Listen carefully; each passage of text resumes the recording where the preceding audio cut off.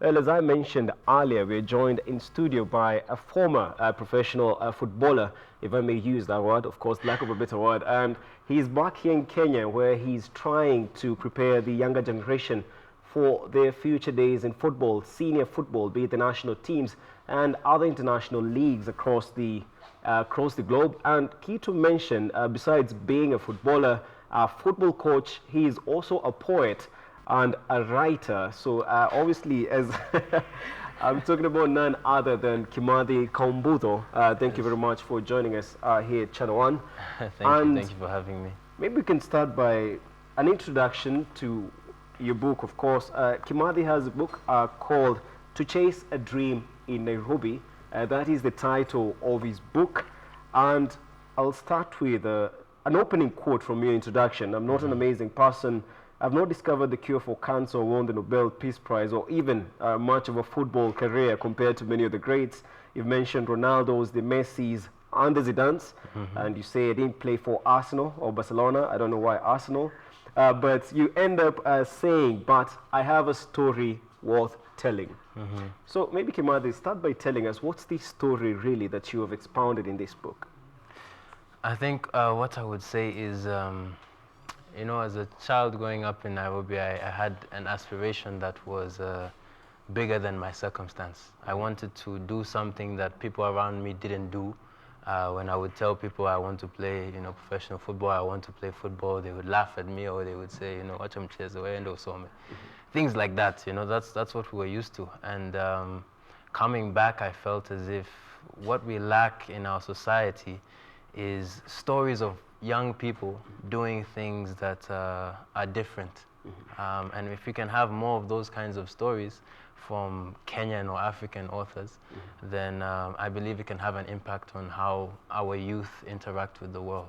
Okay. Yeah. And the opportunities you're talking about is for you. You were a footballer. And so how did you get yourself, first of all, playing professionally in the States? Okay, interesting.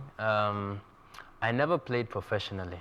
I played semi-professionally, but when I was younger, you know, looking for opportunities here, playing for all the clubs here, all of these youth teams that I used to play for, I wasn't finding a way out, or it wasn't paved, the road to where I wanted to go. And when I was 15, I got very lucky and got an opportunity to travel to the United States, where I went to a football academy there. I went on trial initially, ended up going there full time and spending 3 years there. At the time I was 15 years old, so I mean it was a big step, and my parents were still here in Kenya, so it was something that I think was probably one of the most challenging things I've ever done in my life, but I think it's a decision I don't regret at all. And after 3 years there, I went on, you know, on scholarship to university and playing there and playing semi-professionally. I spent about 8 years there, and winning a national championship and different things, and it was just an amazing experience, and one that it was almost, you know, when you're young, you don't see those things being possible, you know, and it was just a great thing for me. Okay, so maybe what's the biggest takeaway from that? Of course, you mentioned that you had a dream that was bigger than your circumstance. And maybe what are these chances maybe that maybe you got a chance to experience over there that most kids here locally lack?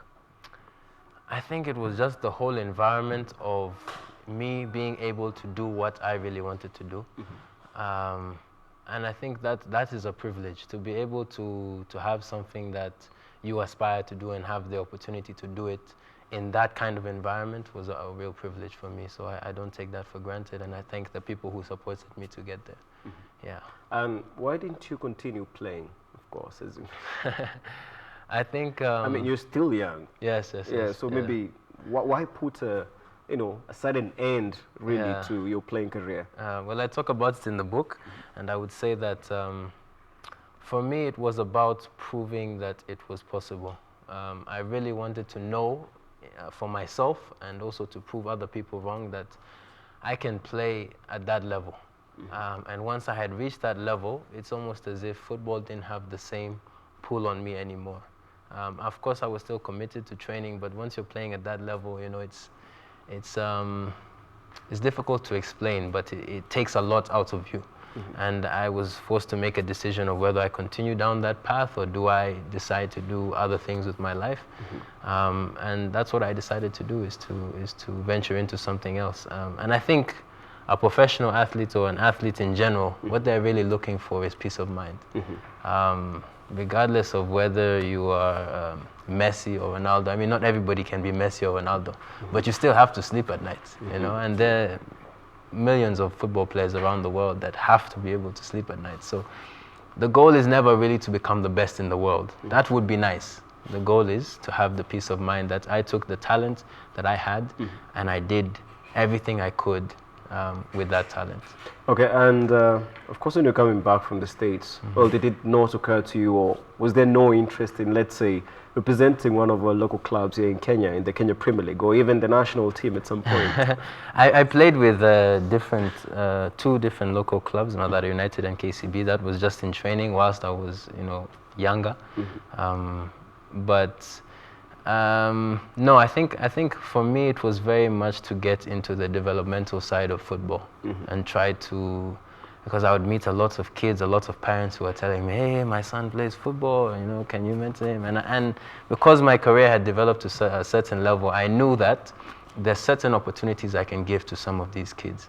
And that's what I wanted to do, is grant some of these players some opportunities. Okay. Yeah. Now, you were, as I said earlier, pretty young, really, and below 30, if I'm not wrong.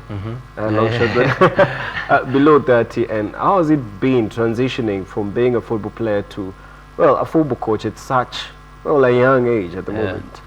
I'd say it's very interesting. You know, the different programs that I run, we've had several success stories. There's 5 athletes that I've personally dealt with who have gone on to the US to attain soccer scholarships from here. So things like that I found were, in a sense, even more fulfilling than just being a football player, because I was able to actually change somebody's life and change the life of not only them but also their family. And that was big for me. That was, there's a certain satisfaction I got from that I don't know if I could get from football. Yeah. So you have mentioned that, of course, going to play over there was, you wanted to prove that you can, you know, reach that stage with whatever little it is that you had. Yeah. And maybe where do we not have so many situations or cases, according to you, of course, your opinion, on, let's say, when it comes to sports in Kenya, the scholarship opportunities that we have for kids who can actually go abroad, you know, do some training with some team, then why don't we have that, you know, on a bigger scale currently? I think there are many reasons for it. One of them is just, in fact, since coming back, I don't think there's anybody that does what I've been able to do in terms of granting players those kinds of opportunities. And I'm not sure exactly why, because even playing in the US, you would rarely hear of a Kenyan player. I would rarely play against, I mean, I don't think I ever played against, at least at that level. Maybe there were 1 or 2. And it's true, these opportunities are few and far between, but that is, I believe, why I'm here. And that's the sense of purpose that I have, is to try and change that, at least for the ones who are deserving. And also giving those who feel they are deserving the right coaching and mentorship to reach that level. Okay. Yeah. And how do you choose? How do you mentioned that, you know, those who you feel are deserving, you know, for these opportunities. What's the criteria really? As in, do you work with all academies or in your coaching? So there's a program that we run, for example, at Nova Pioneer Secondary School, and the reason we partnered with the school is because you'll notice from the ages of 12 and below, there are many kids that play football in this country. But from 12 and above, what happens is the kid goes to boarding school, he starts focusing more on school, and because of that, his talent is stunted, or his development is stunted, because he's not getting the same consistent training he was getting when he was younger. At the same time, the parent is thinking, okay, how can I mean, where is this football really taking him? Let him focus on his books. So in partnering with the school, you get to be with the athletes more, you get to train and mentor them more, and ideally, that gives them a basis for their development. And once they come of age, it's just a matter of, are you at the level that we think you need to be to play at, you know, somewhere in the US, a place like the US or Europe for that matter. And if they are, then we try and give them that opportunity. Okay. Yeah. And progression of, let's say, football as a sport in Kenya. Of course, we had Kenya, when it comes to football long ago, many years back, Kenya was actually known as a huge threat, if I may use that word, if I may use that word, was considered a huge threat. And of course, yesterday, most would say that, for example, Harambee Stars yesterday against Uganda, and you had for the first time in a long time, people actually, you know, talking positively about what they expect from the team after Francis Kimanzi took over. And maybe even before you comment on that, maybe we, my director, we can have the highlights of that match. That is the 1-1 draw, Uganda Cranes against Harambee Stars of Kenya at the Kasarani Stadium.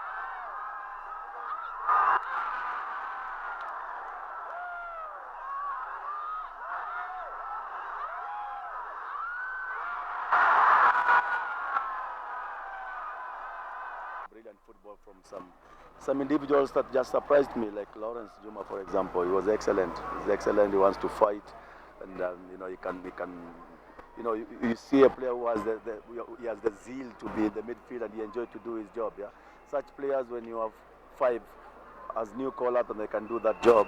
I'm also very impressed with what I saw from Omurwa in the last few minutes of the game. A good thing is that we have 2 other matches before we start the qualifier. But what they are showing, it means that from the performance from the club when we pick them, at least they have done some homework, and I think we can get them even better. And the pressure, if they can manage the pressure in the next 2 friendlies that we're going to do before Egypt, I think we can increase our depth, because I believe them. I see they've got something. They have that belief. They can play. But it is just they have to cope with the intensity of this level. Mchuano wa leo first half, kusema kweli timu ilikuwa imelegea, lakini second half vijana wameingia vizuri, ni vile tu hawajashikana vizuri, lakini Kimanzi apewe time. Second game tumefurahia sana, kila mtu amekuwa happy. Kwa hivyo Kimanzi anaona akiendelea hivyo basi atakuwa sawa na timu. Coaches amesoma game na kama positive changes zenye zinaweza impact game, na kwa hiyo ametufurahisha. Alafu kitu kingine hapo mbele kwa striking tunataka nguvu nyingine tu, yani fanya vizuri, amepea local players pale platform ya kujieleza. Naona wamecheza vizuri. I have some positive remarks from the new players, which is their first debut. Somebody like Lawrence Juma, Muguna, we have seen them, they have shown their worth. I think Kimanzi is building a team which is going to prove for the East Africa and the Africa at large that we are good. He started to build a team which I think is good. First half, Uganda were on it. They dominated that. But we came back second half courtesy of Timbe and Marcelo. So that changed the whole game. And I would say that second half will give to Kenya.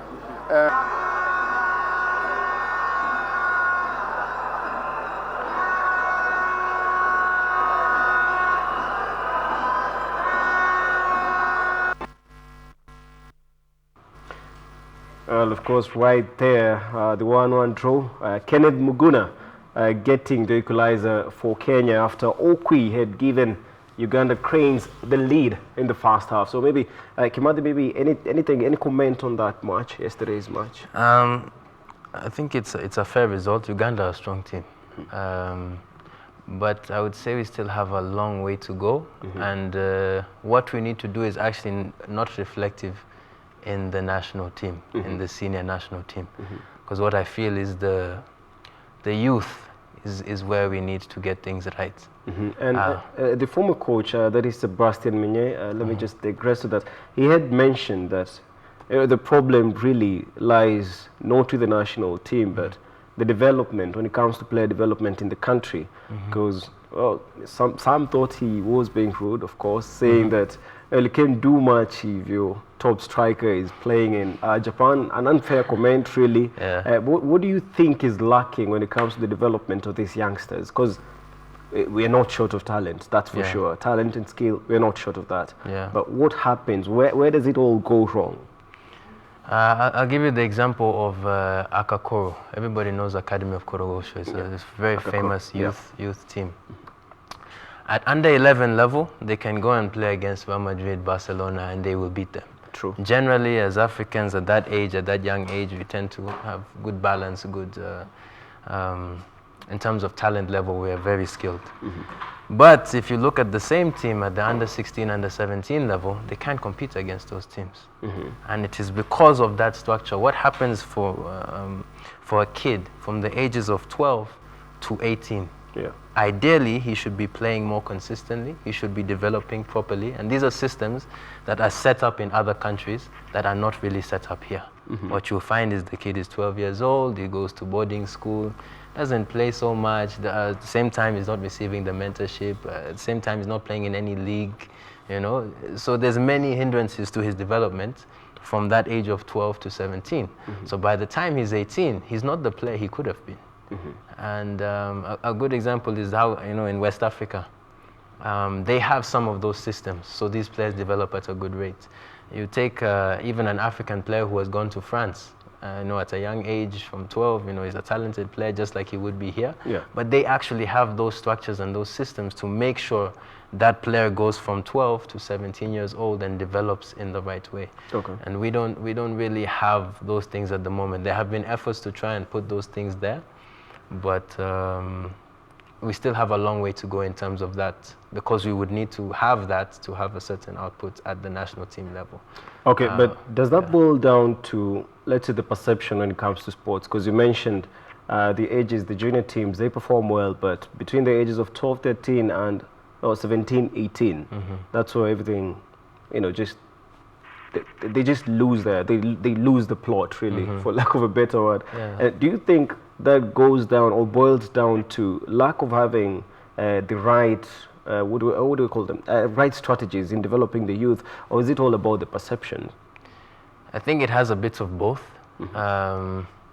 People are not seeing football as a viable career path yet, especially families that are able to support their kids are likely to go with education as opposed to sports, because they're not seeing the connection anymore. It's not the same as, you know, a country like Nigeria where you have a talented player, he's seeing it as, this can be something that can get me out or give me opportunities or can be a job for me. You know, he's considering that. Whereas here, I think we're still trying to change that perception of sport as a real opportunity. For people, and do you believe, of course, the scholarships play a big part in these things, the exposure, really, like yourself, you played abroad, and when you look at some of the strong teams in Africa, the Algerias, the Senegal, Ivory Coast, Nigeria, these are teams that the players really go out at such a young age. A player will be 13 and they will be playing in Belgium or Sweden. Do you think we need that kind of exposure if we are to compete at the top level? I think we do, because you know, you can never show somebody where they've never been before. You know, I can go and try and tell, you know, the kids that I mentor and I coach, I can try and go and tell them, look, you think you're good here, but the reality of the situation is you're just the best in this team. You have a long way to, you know, you can tell them all these different things, but until they go and see it for themselves, they will never have that context. And, you know, in the beginning, I didn't believe so much in, you know, taking people out for exposure and all of that, but I realized it's necessary, because until they see that, then they won't have the context to make certain decisions in their life. Now, maybe you can tell us about the programs that you're currently working on in regards to developing young talent in the country. So there's several partnerships I have with companies abroad or agencies, and there's also a program that we run specifically at Nova Secondary School, where we basically take the kids from around the age of 13 and create the structures for them to develop at the right rate. Of course, it takes time to build the right structures, and we are doing that at the moment. But yeah, in the past year, we've managed to send 5 athletes to the US and 1 to Spain as well on a full scholarship. Okay. Yes. And now, lastly, you're a poet, a writer, and a footballer. How did that happen? You can't just... How did you manage to juggle that before all that? You know, you caught me off guard. I wasn't expecting to. I think in going abroad and seeing, or trying to exist as an African and seeing the perception of Africa and the perception of me as an African, I really wanted to speak up for my own people and try and have a voice that way. In coming back, I wanted to empower us as Africans to be who we want to be, because I see a lot of submissiveness. We tend to shrink ourselves when we're in the global context, and I think that is changing. But I think the greatest thing that is making that change is the arts, and I felt that was the best way for me to communicate that message of empowerment is through art. It's just the reason I started writing. Okay. Now, for the kids who might be interested, or for the parents who might be interested in enrolling their kids into the program, how do they, how do they reach you? Ideally, okay, I'm on social media. Kimathi Kambudo, you can find me very easily. You can also speak with the people at Nova Secondary School, where we run one of the programs. The book is also available, if they're looking to buy the book. It's Is it available really? Because first of all, this is not my copy, I have to admit. It's online. There's a site called Africa Sokoni where you can find the book very easily, and they can get it from there. Okay. Yeah. Well, thank you very much, Kimathi Kambudo, for joining us here in studio, and we shall be looking forward to, coming over and seeing how the program is ongoing, of course, helping the kids develop their talent as they transition from junior football to, of course, senior football.